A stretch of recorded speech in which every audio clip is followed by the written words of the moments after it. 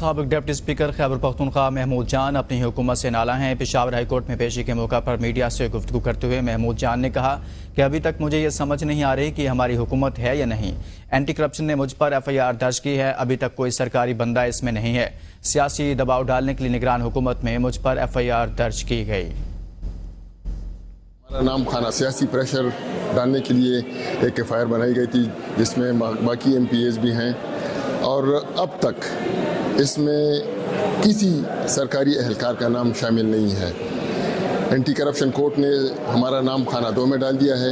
آج چیف صاحب نے سخت الفاظ میں ان کو کہا کہ آپ 15 دن کے اندر اپنی رپورٹ جمع کریں کہ اگر اس میں کوئی شامل ہے یا نہیں، اس لیے کہ ایک دفعہ ایک ٹیکنیکل رپورٹ جمع کر چکے ہیں، اس کی بنیاد پہ ہمیں خانہ 2 میں ڈالا گیا ہے۔ ابھی یہ دوبارہ کہتے ہیں ہمیں ری ٹیکنیکل کر رہے ہیں، تو ری ٹیکنیکل کے لیے چیف صاحب نے ان کو 15 دن کا ٹائم دیا ہے۔